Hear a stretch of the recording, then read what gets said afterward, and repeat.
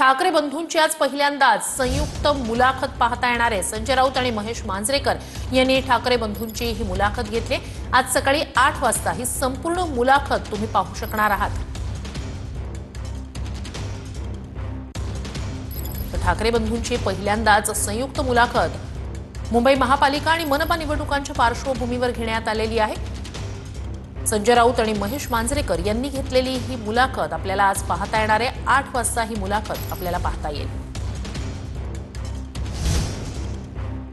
तर बाळासाहेब ठाकरेंशिवाय कोणताही ब्रँड नाही असं फडणवीसांनी म्हटलंय।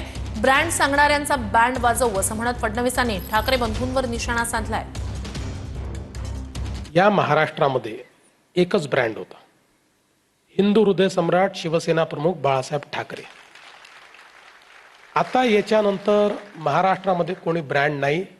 हा एवढं नक्की आहे की मी आणि शिंदे साहेब आमची महायुती ही इतकी मजबूत आहे की आता कोणीही स्वतःला ब्रँड सांगून आमच्या समोर उभे राहिले तरी त्याचा बँड वाजवल्याशिवाय आम्ही थांबणार नाही।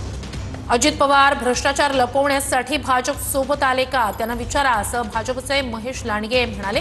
अजित पवार महाराष्ट्रातील भ्रष्टाचाराचे आका असल्याचा आरोपही लांडगेंनी केलाय।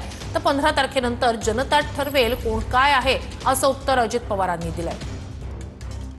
त्यांच्या नावाने 70,000 कोटीचा घोटाळ्याची केस चालू आहे। सगळ्यांना माहिती आहे की या महाराष्ट्राचा भ्रष्टाचाराचा आका कोण आहे। भाजपमध्ये आले ना आमच्याकडं, कशासाठी आले?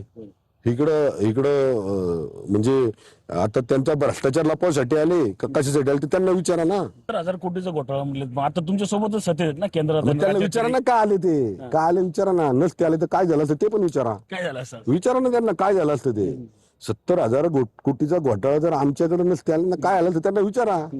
आमचे प्रदेशाध्यक्ष रवींद्रदादा बोलले ना त्या दिवशी, रवींद्रदादा बोलले ना आम्ही हा मोस का सांभाळला ते आम्हाला विचारा, आम्हाला माहिती आहे काय सांभाळला तो।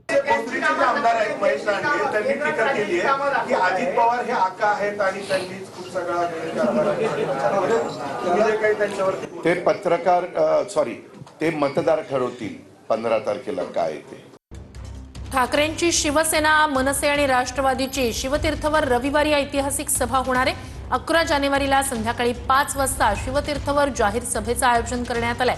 ठाकरे बंधूंची तोफ एकाच व्यासपीठावरून धडाडणार आहे। उल्हासनगरमध्ये गुंडाराज चालणार नाही असं मुख्यमंत्री फडणवीसांनी म्हटलंय। जो गुंडगिरी करेल त्याला देवाभाऊ उत्तर देणार असंही फडणवीसांनी म्हटलंय। उल्लासनगर एक ऐसा उल्लासनगर बनाना चाहते हैं जहाँ गुंडों का राज नहीं चलेगा, जहां पर राज चलेगा तो कानून का राज चलेगा। अगर कोई गुंडा राज चलाने की कोशिश करेगा तो ऐसे गुंडों से निपटना देवा भाऊ को आता है। ये पूरे महाराष्ट्र ने देखा है, महाराष्ट्र जानता है गुंडों के साथ यहाँ क्या होता है। इसलिए यहाँ कोई गुंडा राज चलाने का प्रयास नहीं करे और हम लाने भी नहीं देंगे। यहाँ तो सिर्फ कानून का राज चलेगा। कानून के राज के साथ एक नया उल्लासनगर बनाने के लिए हम सब लोग यहाँ पर खड़े हैं।